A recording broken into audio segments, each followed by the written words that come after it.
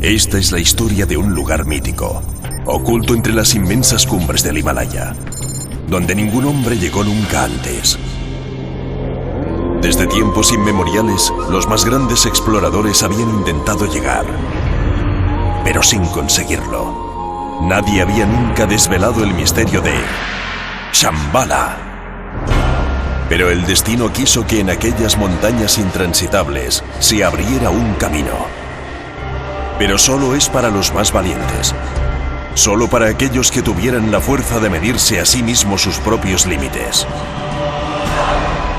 Para llegar hasta donde nadie había llegado antes. Para conseguir llegar al paraíso del conocimiento, deberás demostrar ser digno de ello. El camino será largo,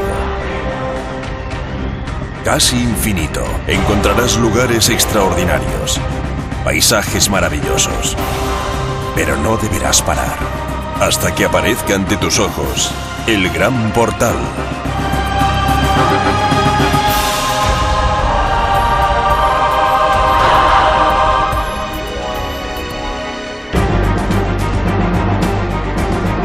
Has llegado hasta donde nadie antes lo ha conseguido.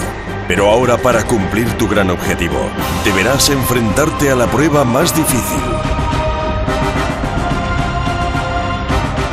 Guiar tu destino y el de tus compañeros hasta el corazón de Shambhala.